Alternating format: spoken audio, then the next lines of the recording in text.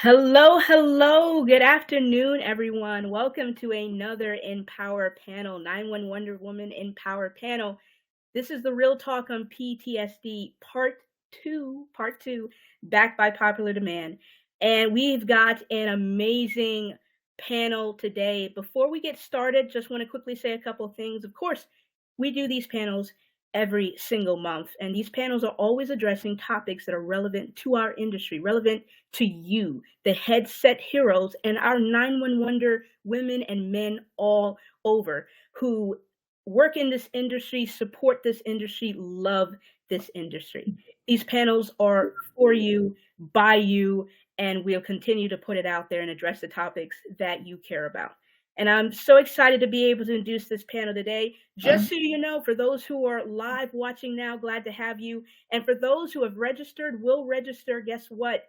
These panels will be available, as all of them are. They are available on demand. You can catch it on the YouTube channel, 9-1 Wonder Women, as well as anywhere you can catch a podcast, Apple, iTunes, and the links will be in our chat as well for those who are watching live.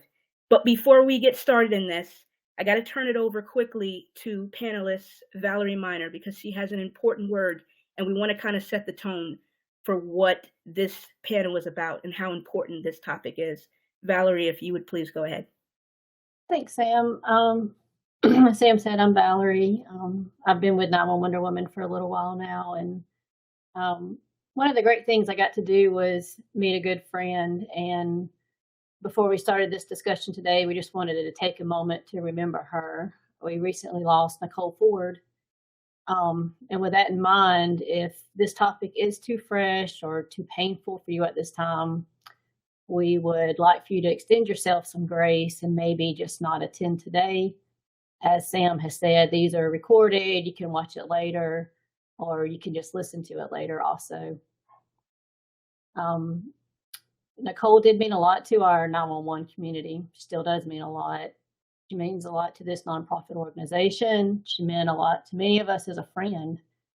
And her journey was a very difficult one. I think we all know how fiercely she struggled with PTSD. Yet somehow she faced it with some type of unfathomable courage that I can't even understand. She openly shared her journey with us. Many of you may know her from the documentary that she was a part of. So I just ask today that as we talk about these mental health challenges and such that people face at work and these scars that we sometimes are left with, that we hold a space for Nicole and that we hold a space for her loved ones too in our heart. Her story really encourages me to keep having these type discussions, and I'm grateful that we've got this part 2 of this panel. So if it's okay with everyone, I'd like if we just had like a little brief moment of silence for her honor, and we'll start that now.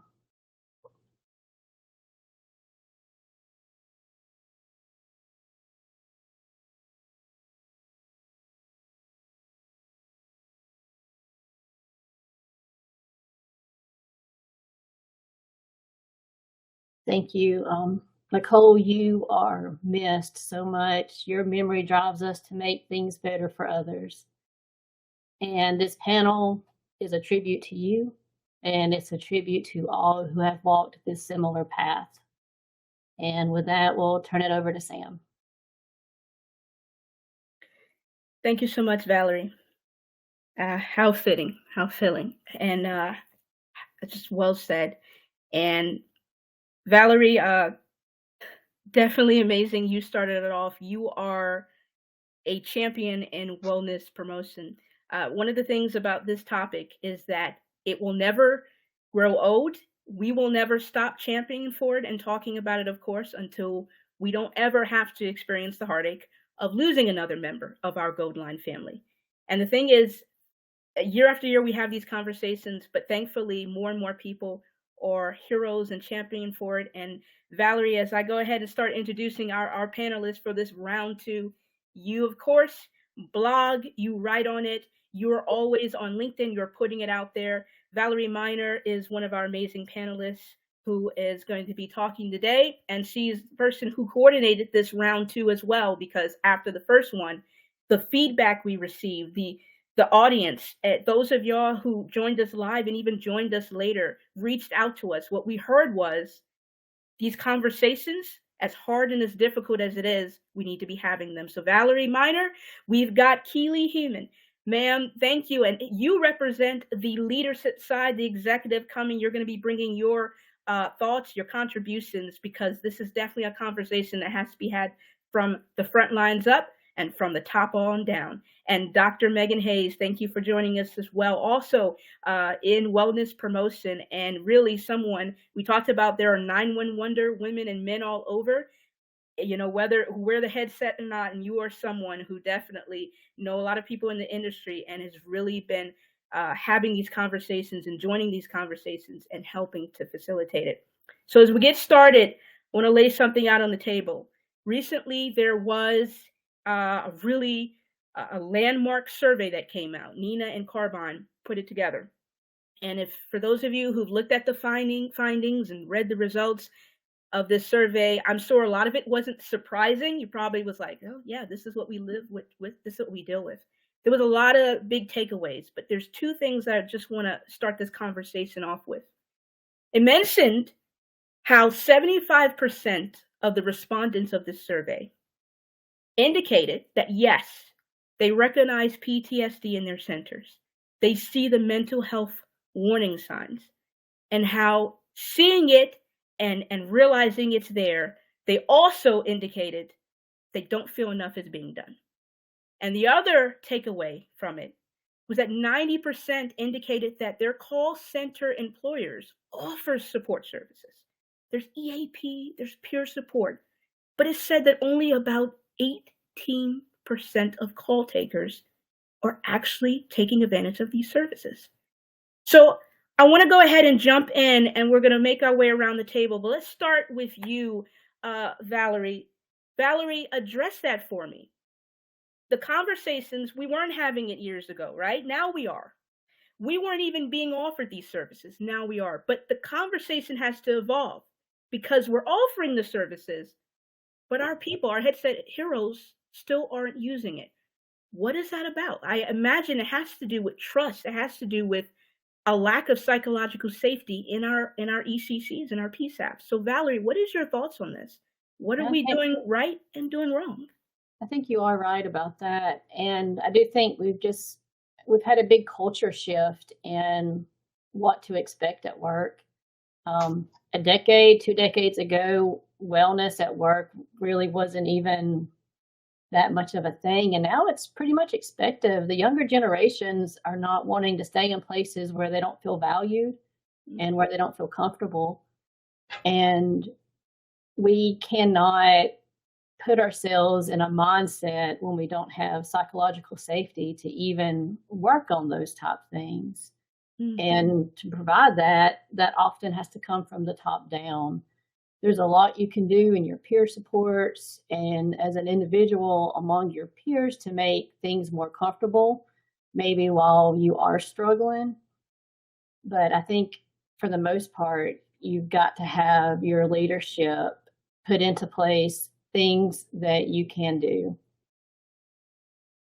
Absolutely. And that's a perfect segue there, Keely, because you are the leadership. And so as Valerie said, it is important. Like this is an all around issue, right? If we ask the question of whose problem is it, it's everyone's problem, right? It's all of us from the bottom up, top down. But as she said, there has got to be resolution coming from the top. So what is your thoughts on that? When you hear that, hey, so 90% of call centers are like, hey, here's the services, only 18% of call takers are actually using it then. How do you as leadership, as a director, make it the norm and make it acceptable to use these services? I think it comes from, as I mentioned a little bit in our green room chat, it comes a little bit, as you said, the psychological safety wasn't ever there. We've always been sort of umbrellaed in this environment where it was kind of like, suck it up, buttercup, move on. These are hard calls. This is a hard job. You're just going to have to deal with it. Mm-hmm. And as us, the people who started a million years ago when we were still punching cards and doing random things with one singular computer and not 7. I think our generation, the leaders that are now starting to take over and step into these roles, are recognizing it more and more that we need to talk about it first. Like, let's talk about it. We know that this exists. We know that we've experienced vicarious trauma. We've experienced really difficult calls. We've experienced major incidents where we're touching every single call that comes in to our center and then goes out to the individual responders in the field. So I think as leaders, we have a responsibility to be open about it being a difficult job, to not tell our people to just suck it up and deal with it. We have a responsibility to them, and moving forward to the generations that are coming in after them as well, to continue that conversation. Because when we started, it wasn't the same, as Valerie said. It wasn't the same when we started here. And a lot has changed immensely over the last 10 to 15 years as we've started to advance with our technology, and we're starting to advance with the more in-depth calls that we're taking and responsibilities that we're taking on. And as leadership, we have to identify that. We have to basically swallow that big giant pill that nobody wanted to swallow before, and tell them that it's okay to have these services, that these are safe services, and that they're not going to be told they need to suck it up, and that doing it isn't a sign of weakness. It's a part of the process of what we do. Instead of it being hidden and not talked about and kind of like, we're going to send you out to EAP and they'll let us know if you can do this. Like, we need to have things like when we send our dispatchers out for fitness for duty, there shouldn't be that sense of like ill will about it. It should be, I'm worried about your mental health and I'm doing this to protect you because I don't want you to fall into a trap where you're not sleeping, you're not eating, you're having intrusive thoughts all the time. I'm doing this to protect you. And getting those diagnoses early on can allow me to give you, as the leader, I can provide you with some advanced services. I can give you a mental health screening once a month. I can justify those things in my budget processes as I'm going forward. I can show that this is okay to do. And I think it's more about us allowing it to be okay and not giving them the stigma that comes with mental health and that need for you to get the treatments and to seek those things that are out there in space for us to have. It's okay. True. That's true. And Dr. Hayes, moving to you, what are your thoughts as well? And even as Keely mentioned about getting those diagnoses, you know, for some of us, we hear that and we're just like, oh, labels. We got enough of the labels, right? All of that. But why is it important? And how is that essential for building that bedrock of trust in our centers of getting help, having those conversations, even talking to therapists? How do you do that? How do you even have those conversations with your people?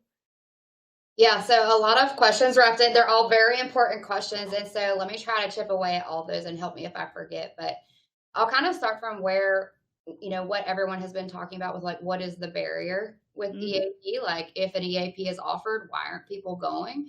And as I'm a clinical psychologist, right? And I work in the EAP-ish space, all right? We kind of have our Office of Wellness and we have a section called Wellness Support Services. So I meet with healthcare providers, right, who have often experienced trauma in their line of work. So we offer that to everyone, right? But I know that all of the UAB medicine employees are not coming into my office, right? So we have kind of that same issue. And I have looked into before some of the barriers that the research has shown on why people don't always seek the help of an EAP when it's available to them. One of the reasons that comes up again and again is simply awareness of the services available through an EAP, right? And promoting it. So I think that's something that anyone listening who's in leadership can do. What services does the EAP offer? How many do they offer? When might be a good time to contact the EAP, right? And if you personally participated in the EAP program, your experience, right? Which would be great. Like I went myself and I found it very helpful, right? So as a leader, being able to be vulnerable and share that. And also just even, peer support, right? Hey, I went to the EAP. I had a really good experience. People are very likely to go and do that themselves if they know that a friend and a peer has also gone, or that a leader has also gone. So really normalizing that. Another barrier can be, of course, confidentiality, right? Y'all mentioned psychological safety. EAPs are confidential, but do people believe that they're confidential? And can we definitely help them to understand as leaders what's the confidentiality statement of the EAP? What are the limits of confidentiality? Does a supervisor have to know if you went? And hopefully not, right? So then also cost clarification. So sometimes people think there might be a cost associated with it when really there's not. So helping them to understand that this is completely free. And then finally, another barrier we've seen is paperwork. So if there's overly burdensome paperwork to get in, then that might prevent people from actually seeking the help because there's so much red tape to get in. So can some of that paperwork be streamlined? And you mentioned something in the green room, Sam, that I think is really important is showing people who the counselor or counselors are that work there. So having people from the EAP come to the center, talk to people, hey, it's us, right? We're not scary, hopefully, right? We're just normal people.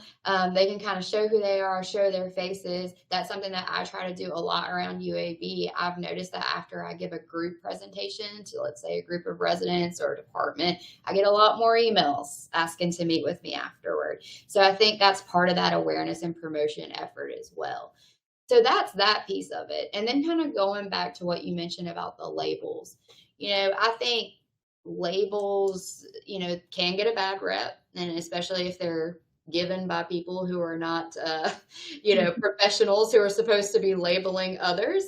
And I also think, I've seen a trend in social media where there's a lot of like influencers, let's say on TikTok, who they're saying they're mental health influencers, and they're kind of encouraging people to self-diagnose. And so that's a real trap, of course, too. But I think in terms of a label given by a mental health professional and discussed with you can be actually really empowering because, like, for instance, getting a diagnosis of high blood pressure, then we know what to do with it, right? It's like, okay, we now know what this is. We have a name for it. I also think that can be reassuring to someone who is seeking help. Like, okay, all this stuff I'm dealing with, there's something that it's called, right? And now I know that there's something that I can do with that. So I do think labels can be helpful in many circumstances, and especially in the setting of seeking professional help.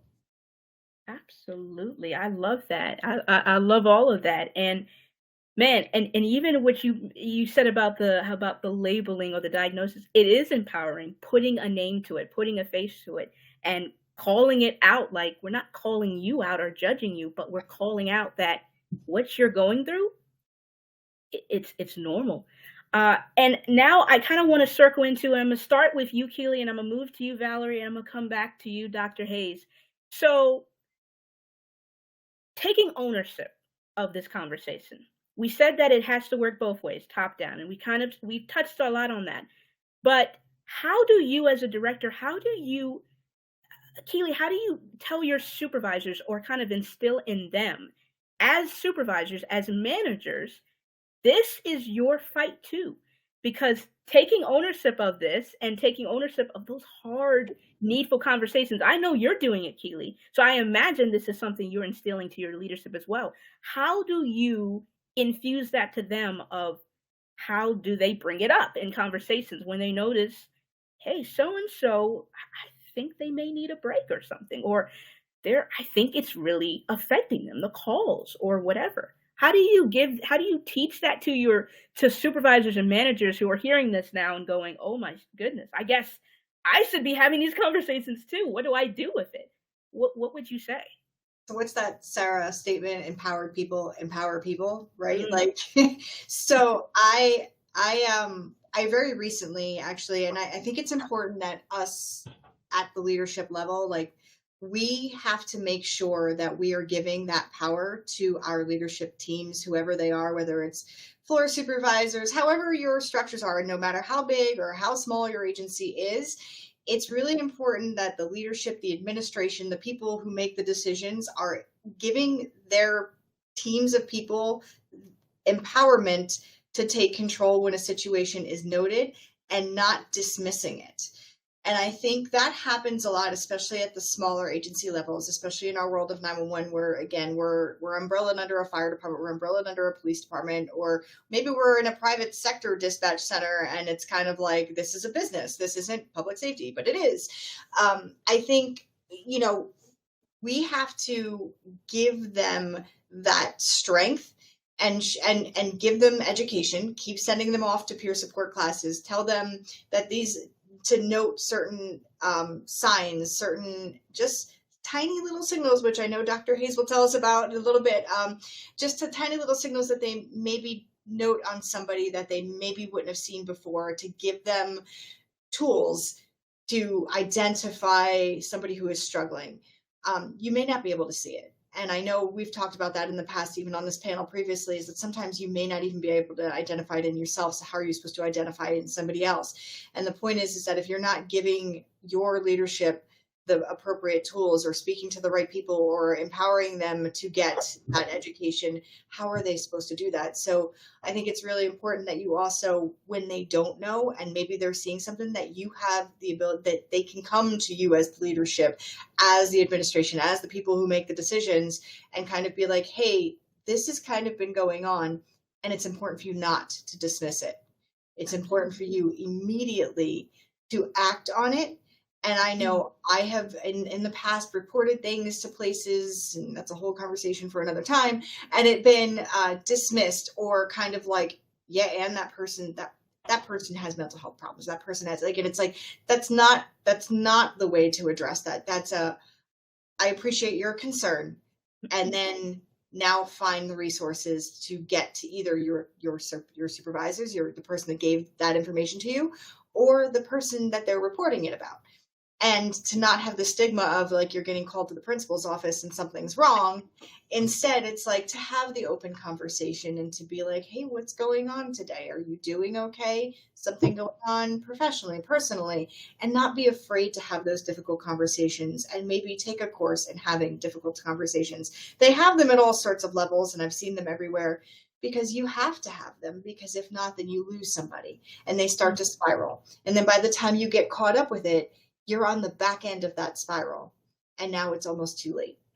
And you don't want to get to a position where it's too late to help the individual, but you also want this person, like, it's like that reaching back concept. Like, you want to reach back and kind of be like, hey, I've noticed this, and peer support is the best way to identify it, because they're in that room with each other through the hard times, the good times, the bad times, the stagnant times. I don't want to say the Q word times. So I don't want to do that to any of you who might be watching from a center right now. I'm not putting that word in space. But you want to be able to have those conversations in those moments. And even if it becomes awkward, it's okay that it becomes awkward. It's okay that even as a leader, like, sometimes I have the problem where I'm like, oh, I got to bring this person in, it's going to get really weird. But I'd rather it get really weird than it get beyond control, beyond us being able to reach in and help somebody and pull them out of whatever darkness might be starting, that shadow that might be starting to take over their life. Pull them out of that. And the only way you can do that is by empowering your people to feel like they can do that in a safe space. Keely, can you just teach that to every single director and leader? Let me tell you, Sam, if there was a way that I could just sit with leadership, can I give Ricardo a plug? Am I allowed to give him a plug right now? But I have his book sitting on my desk. I'm giving that to my board. I'm giving that to my board, and I'm asking them to read it, because I think at the end of the day, your administrators, the people that make the decisions, almost 95% of the time have absolutely no idea what we're doing in here. They're just like, what's the budget? What is this going to cost me? And why do we need that? And it's like, because this is why we need this, because this is what we're doing. And I think that, it's also leading up. I have to lead up. I have to talk to the people above me that are the controlling people, that are the making the money decisions. I have to get to them too and make them understand that this is what my people below me are doing. Absolutely. And so there's that. I sit in the middle, right? I have to be the voice for both sides of that. I have to understand their needs as administration, but they have to understand my dispatcher's needs as well. And if they're not educated, and if I haven't educated up, I have failed the people that are in the trenches. Absolutely, absolutely. And we have a question in here in the chat. I'm going to read it off in a minute, and because it's a great question, and we're going to address that. But I want to go ahead and I want to end off this here with Valerie, because a lot of us, we heard what Keely said, and we're like, yes and amen. That's right. Supervisors, directors, y'all need to be taking the charge. But again, this is everyone's fight. Now, I know that not every one of us can be as awesome as Valerie, and has the voice that she has, just talking about wellness and everything, and even talking about the labels about it, even with that, embracing it and saying, how can we use this? How can we learn from this? Hey, if you've been diagnosed with, how can you learn from it? So it's everyone's problem. So Valerie, talking to our frontline people, our people on the operations, because like Keely said, you can't always see it. And we talked about that in part 1 of this series, right? We don't always see it. But I know, coming from the front lines, sometimes the first to see the mental health warning signs is us, the people who are on the floor. You look over at your partner and you can tell after that call they took, they're not okay. So Valerie, how do you're doing it really with your blogs and everything, but how do you teach that to someone on the front lines, that this is not just a supervisor thing or director thing? How can I, on the front lines, have those conversations with my pod partners? How can I separate the fun and laughing about the TV shows we talk about to turn to them and say, hey, I'm not judging you, but being vulnerable with them to say, I think I know where you're at because I've been there, or I can tell you're not okay. How do you have those conversations? Absolutely. I think we all notice when a coworker isn't doing well. And I think it's up to us to reach out and do something. And I wouldn't do it in a way where it attracted attention to them, because that's going to make it even worse. So maybe at the end of your shift, when you're all walking out to your cars, or in the beginning of the shift when you're walking in together, you know, maybe just do a little check-in on them, see how they're doing. You know, see maybe if you have enough people staff, if you can take your break together, maybe take a walk together, hang out together, do some time. That can give you a chance to open up to them and let them know some of the experiences you had and how it hasn't always been easy for you either. I know I find for me, once I hear from other people, it's easier for me to open up to them.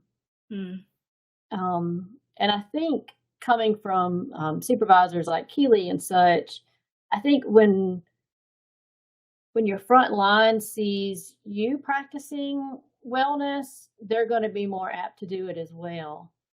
And I really think that's important too. Like if they know, like, you know, oh, Keely went to EAP and she had this problem and she got help from it, then it kind of takes the stigma away. I think even more so than knowing that your peers do it. And like Keely said, you know, there's a big disconnect between up the chain and down the chain. Every dispatcher knows if you need like a captain or someone to come in and sit and help you out for a minute when you're in a pinch, they can't wait to get out of there.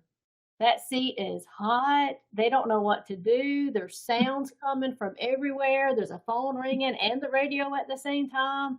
What do I do? You know, they don't understand that that's what the front line does every day from the chair. They don't know that. And I think it's hard for them also to understand how just hearing the traumas and dealing with the traumas from the chair and the head seat can be just as traumatic as seeing it with your own eyes out on the street. And I think that disconnect is maybe something we need to work on more, so there's understanding that how it comes from. Absolutely. And we're going to talk more about kind of peer support and the value of that. I know Dr. Hayes brought that up briefly, but we want to address, we have a question in the chat. So Sarah asked, she said, what if you don't feel like you have the support from your supervisor or peers? What if you feel alone in your job with no one who can create that change of providing the support we need. And we had another Sarah in the chat was like, you read my mind. It's a good question. Dr. Hayes, you want to take a stab at that for us? Sure. Yeah, this is something that I hear a lot about, where people kind of feel like, they're a little bit trapped in their situation at their work, that they don't feel supported by either the people around them, their coworkers, or their supervisor. It's always really concerning, because we know that there's been 6 main factors that are associated in the literature with burnout, and community is a big one, right? Mhm. So if people don't feel like they have a sense of belonging, where they don't feel like they have positive peer support and support from leadership and a strong community in the workplace, they're more at risk for burnout, and they're also more at risk for PTSD, actually. So we know that peer support is, and support from perceived supervisor support are associated with better outcomes, like psychiatric outcomes. So if you may have been someone in a job where you're at risk to develop PTSD, if you have good peer support around you and good support from a supervisor, you're less likely to develop PTSD. Or if you have it, you're more likely to have better outcomes with it, if that makes sense. So it's one of those factors that is so important. And ideally, Keely kind of talking about the conversations you're discussing, ideally there's a culture in that call center where it wouldn't feel out of the blue that leadership would pull someone aside and be like, how are you doing? Right? That they wouldn't feel on the spot because the culture is so positive, right? But of course, I know that's kind of like a pipe dream sometimes. So, but that would be the ideal, that it doesn't feel odd that someone next to you is checking in with you, or that a supervisor is checking in with you. So how do we create that kind of culture when it doesn't exist? Sarah, your comment mentioned, if it feels like I don't have that support. Sometimes a step could be to actually try and reach out first, right? And maybe that's something people have already tried, but going to a peer, going to a supervisor, being like, I've just been wondering about the community around here. I don't always feel supported. And maybe talking about what you need some support on, and seeing, right? Because we can't, without putting ourselves out there, we can't see if that request is going to be met or if change is going to happen. And I saw another person commented this, but another thing is that you can start with yourself, right? So you can start to check in with other people, start to check in with the peers around you, kind of model that behavior that you're hoping might be contagious, because we do know that morale can be contagious, right? So if you kind of set the tone for the people around you, at least, there's a chance that it may start to kind of trickle outward. So that's always something in your control. And I always tell people, if you have tried everything, you have gone to your peers, you have gone to your supervisor, you are starting with yourself, and it's still just not a sustainable situation, it may be time to look for something different. And that's completely okay, because it is not sustainable to work in an environment where the community is completely toxic and no efforts to change that community have been fruitful. That's not a long-term situation. You're going to eventually just burn out, your mental health is going to suffer, and you're not going to be able to do your best work or enjoy what you love. So that's just my 2 cents. That's amazing. And so let's delve into peer support, what it is and what it's not. Dr. Hayes, when I circle to you, you're going to kind of address for me, please, what it's not, because you're not therapists. There's a place for peer support and there's a place for therapy. But starting with you, Valerie, we want to talk about what it is. And I do want to just call attention. We have a comment in the chat. Juliet Brown, she mentioned about, because to me, peer support it's obviously being that safe space for it. And we do it so naturally, even without the official title of peer support, because we're always talking to our peers. But to me, it's also even just being vulnerable, being that person who's like, yeah, I go to therapy. And she mentioned about how she's very vocal about going to therapy consistently, even when I feel like my PTSD is under control, which is notable to me because I know she is a senior supervisor. So here is someone in a leadership role saying, hey, it's okay to talk about it and say, yeah, I go to therapy. And to me, that's peer support too. So what is it, Valerie? What does it look like? How do you start? How do you get started? Because for those who's thinking of this abstract concept, like, I don't know, how can we do this? Can just start with a few people, right? What are you looking for in a good peer support team? And what is it? Yeah, I think to break it down in simple terms, a peer support team is going to be people on your same level who are there to listen to you when you need help, maybe just, I don't know, be there for you. I'm trying to not say what they aren't, because that's going to be Megan's job. But Well, you can touch a little bit on it, Valerie. Dr. Hayes is going to have more, so go ahead. Most places are getting formal peer support groups now, and that's good to hear. For the places that don't, you don't have to have a formal peer support group. Find people that are like-minded, that you enjoy to be around, that are positive, that make you feel good, but also hold you accountable. Cling on to those people. Take your breaks with them. Take your lunch with them. Take short walks with them. That's what I did. I found people mostly outside of my agency once we moved to a collaborative 911 center. And I found those people.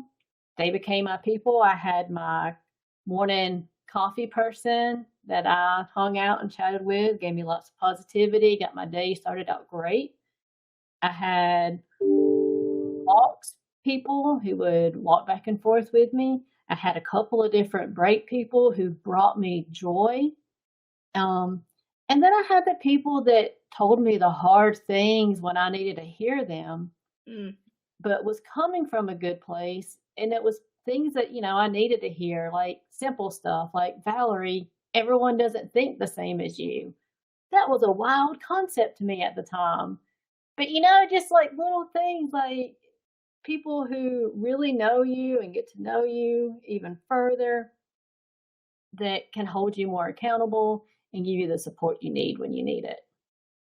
I love that. And I want to call attention just quickly to something you said because you got ahead of me. I was going to ask you and you went ahead and touched on it. I was going to say, Valerie, does it only have to be people in your center? And of course, you brought up that outside because we know, in public safety and in 911, we think like, oh, no one understands us. Only the people in our world do. And sometimes your peer support will come from your world, or like you said, it can be outside of your agency. You can find someone. So thank you for that, Valerie. And Keely, tell us, what does a good peer support? I assume you probably have one in place. Is it a formal one? Is it more informal? What does a good peer support team look like? So first, I would like to just touch a little bit on what Valerie said about it not having to be within your center. I'm watching some of the comments about how to change that. Like change culture is a thing, right? Like we have to get there, and we're doing better. We are significantly doing better in our line of work, but it wasn't always that way. But networking and showing up in spaces that you typically wouldn't show up in is really important. And I know in my glorious state, we had been hidden from like APCO until like 2019, right? Like we didn't know that existed. We weren't even allowed to touch APCO. And same thing with Nina. But these are people who work very heavily in our spaces, right? And you get to those conferences or you take classes that maybe they're offering, you will find people who may be like-minded who aren't working in your centers because you took the step to go to the training. Now, I also understand that's a mixed bag of nuts there too, because some places don't allow you to go to training or you have to pay for training yourself. And it gets very complex and convoluted. But showing up for yourself first is that first step in making those peer connections. And that peer support is showing up for yourself because now you're recognizing and identifying somebody who you might work with in the space who might be having a struggle, and you're going to show up because you're showing up for yourself, and now you're going to show up for them. And I feel it's a trickle effect. And in here, it's sort of the same thing. We're very informal because we're a smaller center, and also the leadership here came from the floor. So we were promoted up through the ranks. So this is a little bit different of a design. We didn't hire from outside. So we have personal connections and relationships with the people who are on the floor. So we can quickly identify when something doesn't seem right. Sometimes my deputy director will catch it in a QA because the dispatcher didn't do what they normally would do in that circumstance. And instead of coming at the QA as being a disciplinary portion, obviously there's a coaching that comes with something, but if that dispatcher hasn't been meeting let's say their same level was 98% every time they do a call, and then they have a call that's like 30%, and then they've got another call that's like 40%. I know that metrics go a long way, because if they're not meeting that same standard all the time, there's something to be said for that gap, that loss. So it's identifiable, but it's also, it doesn't mean that you're in trouble, because maybe there's something else going on. So let's sit down and talk about, like, hey, we're going to coach you. Don't do that again. But let's talk about it. Like, what happened that, you missed this, or you didn't do this, or you were having a bad week? Like, is there something going on that we need to know about? I mean, and you also, again, you have to show up for yourself. So if I, as a leader, I, as a person who have come to you, or a peer, or somebody who's come to you and said, is everything okay? Don't get defensive. It's because they have seen something that maybe you didn't see yourself, or maybe haven't come to terms with yet. And, this happened. I had an incident happen with somebody who was not acting like their normal self, and initially became very, she was very offensive towards, she became defensive. She was like, I take offense to everything you're doing. It became like sort of like a power struggle. Like, I'm worried about you. Like, and I think that it's important as leaders and as people who are going to coach and peer support people, is that you may get that aggressive response first, and to not give up, and to not immediately be like, well, I'm done with this person, I'm not dealing with it. It's that step back, like, okay, this isn't your normal behavior, and I'm concerned. So I'm just letting you know, but then let somebody else know too. Somebody else who might be closer to the person. Hey, I've identified that, Jane Smith is not acting like herself when she comes into work, and she's not wearing, like, usually she shows up, but she seems to be a little disheveled. She seems to be a little not herself. I tried to talk to her. She didn't want to take that from me, but I know you're really good friends with her. So maybe just make sure everything's okay. Touch base with her. And again, don't be defensive when somebody does come towards you, because that's the first step, right? It's like showing up for yourself, is kind of being like, hey, yeah, listen, I've got some struggles going on at home, and it's really affecting me. Or I took a really hard call last night. And then it's kind of like, then, we said it before, identifying the problem and giving it a name, or capturing it. Sometimes just releases it enough. I know I've had that. I didn't know I had PTSD. And it wasn't until I was with a therapist where I made a joke about my PTSD. And she was like, oh, back up. And let's talk about that. And going through that process was really eye-opening. And once I had a name and I understood what it was that I was suffering with, I was able to let it go. And a lot of times people don't know that sometimes that label, and sometimes that person asking you the question and just identifying what the issue might be, is enough to release it. So show up first for yourself. And again, don't, like, ours is very informal. They touch base with each other. They touch base with me. We'll capture it in a QA. Think outside the box too. If somebody is not acting like themselves, you might not be able to be like, hey, you're going to go see the peer team, or you're going to go to the coaching. You're going to, like, think about another way to capture that. Metrics is a great way. Oh my gosh. Wow.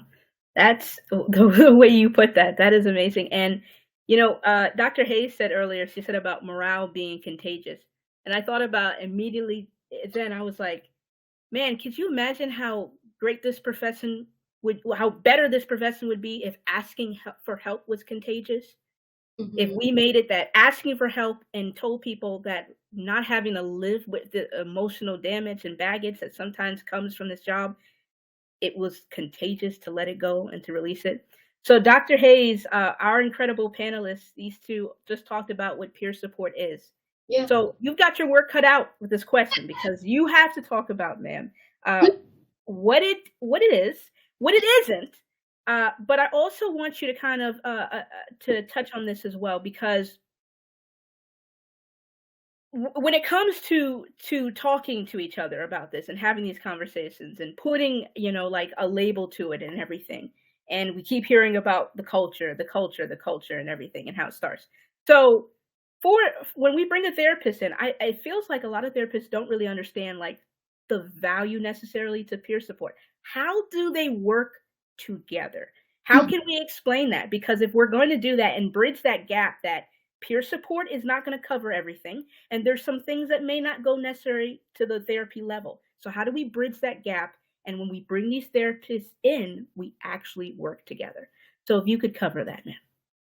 Yeah, absolutely. I mean, I think we're seeing more and more data come out about peer support and the value of it. You know, I already talked about from the burnout literature. I mean, there's no doubt about it. Community's huge, right? So if you have a strong community, you have strong peer support, it's all protective. And we've seen a lot of studies coming out of COVID in the healthcare field that I'm in about the protective value, right, of peer support and of leadership support and supervisor support, right? So it's a buffer.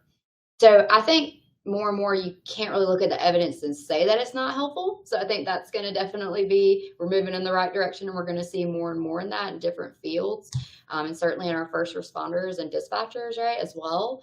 So I think there's no doubt that it can be helpful. Now, to your point, is it always going to be enough to just have peer support? And absolutely not, right? It is not meant to be a substitute for, you know, meeting with a mental health professional and receiving treatment when that is indicated. Now, on the other hand, I will say that sometimes peer support for whatever someone is dealing with is enough, right? So there are certain instances, and peer support is really great for those people who just for whatever reason aren't making their way to the therapist's office or getting to the EAP. They've got maybe some low level, like mild symptoms, but they're not, you know, really taking over or distressing them or causing them much impairment at this point. Sometimes peer support is a great way to just get them talking and having their experience normalized and talking to people who've been through similar things. And sometimes that can be enough and they're feeling a lot better, right? But that's not everyone. So for the person who's having persistent symptoms, as someone who is going to provide some peer support, it will be really important for you to direct that person when you feel like you're out of your wheelhouse. So let's say you're talking to a peer, they're really laying a lot on you. You're doing your best to validate and listen and tell them, hey, I've been there. But you know you're kind of not in this position to be able to provide a therapy session because that's not your training and you're there as a peer, right? That's where you want to start pointing the conversation to, hey, there's this awesome like EAP. I've been to therapy there, or I've been to this therapist. Let me give you this name. Let me give you this number. So as someone who provides peer support, knowing your own boundaries is really important as well. So peer support can be an adjunct to mental health treatment and a great adjunct and very important, right? And also peer support can be a standalone sometimes, right? So I think that's kind of where I see the intersection, but peer support is always a good thing in my opinion. Now, on that note, you know, what is not great peer support, or what are some examples of things that it's not, right? So we talked about it's not a replacement when mental health treatment is indicated. It's also not making it all about you, right? I think it's really important to share your experience when that's indicated. When you're talking to a peer, they're upset, they seem distressed, you're checking in with them, but be careful with pivoting right into your own story, right? If someone's willing to talk to you, make sure you listen, you reflect back to them, you validate them. Gosh, that sounds like it was a really hard call, right? And listen to this call I had. There's a time for that, right? And sharing those things can be so helpful so that they know they're not alone, but being careful that the conversation doesn't go all right back to you. You know what I'm saying? So that's important. Another thing is that peer support is not saying anything at all. So a lot of people are just afraid to say something because, to Keely's point earlier, there's discomfort. You know, we got to push through that discomfort. We're not exactly sure what we're going to get. We're not sure if we're going to be met with acceptance or if we're going to be met with defensiveness. But the worst thing we can do is to not say anything at all and we miss something important. So simply saying, how are you doing? You know, seems like, are you okay? Is all well in your world? I noticed X, Y, Z, and I just wanted to check in with you because I value you and you're important to me. You know, it can be as simple as, how are you doing really? So don't be afraid to just say something. The worst thing that can happen is they're like, I don't want to talk about it. All right, I hear you. And just know that I'm always here. And maybe you circle back later, or maybe you just kind of do what Valerie's talking about, ask them to go on a walk or to grab a meal or something, and it comes out later, right? Sometimes you get a chance to warm up. So those are just a few things that I wanted to mention. And one more final thing is peer support means also being willing to be vulnerable yourself. And Keely mentioned that, and Valerie touched on that. But you have to be willing to disclose, you know, at a healthy level, some self-disclosure yourself, and to be willing to share some of your story when that's indicated. as well, right? So if you're not leading the way, especially as a leader with vulnerability, then other people will not be able to follow your lead, right? So it's really important to be authentic and lead the way with vulnerability. And that opens up the door for others to share. My gosh.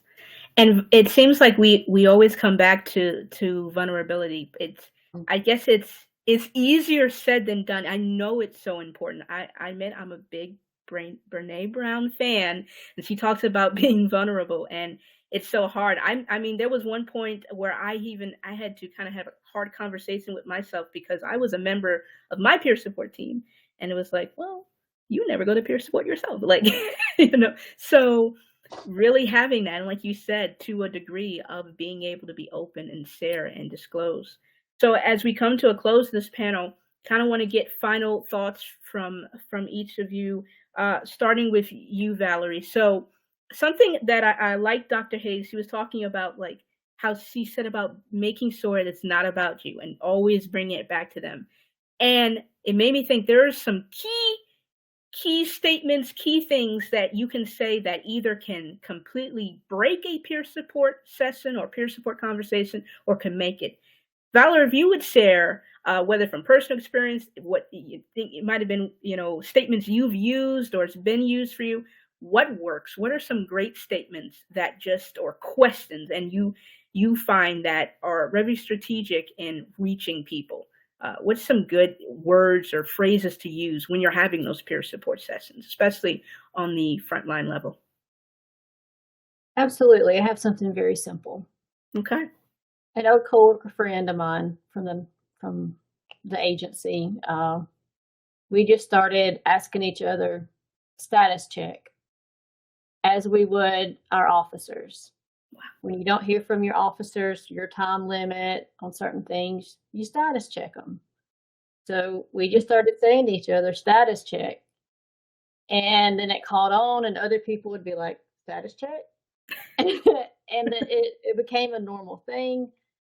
I still to this day get texts from her that say status check, and I text her status check. And that's an easy way that we just check in on each other. It started out kind of half humorous, but now it's a sincere thing, and it's the way we do it. And I think it's pretty cool. I love that. Status check, taking that away. I am borrowing that, Valerie. Keely, from the leadership level, I know there's still, hopefully, and I believe from this round 2, there's a lot of directors and supervisors and managers heard you out, and it's like, okay, now I know how to start those conversations. I know there's probably some still thinking, like, I don't want to be invasive. I don't want to be pushy, or it's not my place. It is your place, right? What are some key statements? What are some key words you use to do those check-ins or those status checks on your people? Oh, you're on mute, Keely. Sorry, I forgot to hit mute before because they were making noise out there. I just, like, similar to Valerie, we do a little safety status check. We'll check in with each other. And recently I've been doing cross-deck check. I wrote about it. I think it was on my LinkedIn about the cross-deck pendant. It's the guide wire that's on the top of an aircraft carrier that slows the plane down. And so I will send messages to people to be like, cross-deck check, just to give them a moment to, hey, slow down for a minute, check in with yourself, check in with me, how's everything going? And so that's very recent. That has started to change to cross-deck check, and just to get your mindset to slow down. The other thing I do sometimes is, as a leader, I'll go into the room, and there's a lot of times where I'm very busy and I don't get a chance to see my people, but they know that they're able to text me. So I'm a little unorthodox when it comes to my boundary a little bit with them, and that's because I want them to be able to talk to me and to level with me and to trust me. And so if that means that they're more comfortable shooting me a text message and letting me know what's going on in their life, I allow that. And I know some are very uncomfortable with blurring that line a little bit. I allow the line to be blurred because that's where you find out the most information about your people. And the same thing with just going into the floor, and I will talk about my day, my kids, the things I'm uncomfortable with, things that are happening maybe in my job space that I am like, this is out of my wheelhouse and I am not comfortable with it. I don't like it because it's about the vulnerability, right? They don't have to view me as perfect. And I don't think any leader should go into something saying, I'm perfect. If you let them know that, if you let them know you're not perfect, or that you're struggling with something, or, you know, you got a kid home that's sick and you're having a bad day, they're more inclined to come to you when they're having a bad day too. Love it. Love it. And Dr. Hayes, finish it off. Great statements or phrases, key things that just to do that check in. How do you put it so simply? How can you do that? I think there's many different ways to approach it. I like the ones that I love the status check, Valerie. That's great. But I think open-ended questions are really important, and actually status check is an open-ended question, right? So I think when we keep it open-ended instead of, hey, are you doing okay? Right? Yes or no, right? It kind of closes off the conversation. I mean, it can be a starter, but I think, how are you feeling lately? Or how have you been doing lately? You know, kind of keeping it a little more open-ended so they have to give you more of a response is a good start. But I think what's even more important, so like, yeah, just get this conversation started somehow. But the most important thing is how you respond, really, right? Because if you just want, your goal is to do the opposite of saying you shouldn't feel that way, right? So keep in mind, we want to do the opposite of the you shouldn't feel that way response. We want to make someone feel validated when they are opening up to us.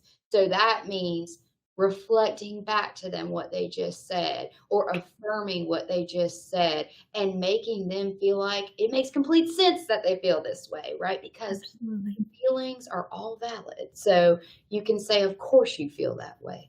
You know, this is tough work, you know, or something like that. So if you just keep that goal in mind of always making them feel that their feelings are valid, and that they mean something and that they're important, then you've done your job as a peer supporter in that conversation, I think. Absolutely. Ladies, thank you so much. Thank you for your leadership in this industry, for your passion, for your love for this industry, and for supporting the headset heroes all over this country. Kudos as well to our 911 Commander-in-Chief, just waiting off in the wing there, Sarah. Thank you so much for, of course, putting these panels together and putting these amazing panelists together. And this has just been incredible. This has been round 2 on Real Talk on PTSD. For every one of y'all who joined us live, thank you so much. And for those who will be watching later on demand, thank you as well. Love to all of you as well. And remember, you can catch all of this later as well, anywhere where podcasts are at, Apple, Spotify, iTunes. And please also watch on the YouTube channel, the 911 Wonder Woman YouTube channel. And share, because we can have these conversations from month to month to month, year to year. But we need y'all to share and take part and normalize it. This is what these leaders have basically said, and in so many amazing ways in this session. Normalize it. It is okay not to feel okay, but it's also okay to want to do something about it and to want to help each other out. So thank you to you all, and also thank you as well to the incredible life and legacy of our Gold Line sister, Nicole Ford. Thank you, because her work in mental health and resiliency will never fade and it will never die. So thank you so much. Thank you, Valerie Minor, Keely Heyman, Dr. Megan Hayes, for joining us. Signing off, and y'all take care, all right? Thank you, Sam. Thank you. I see. Thank you.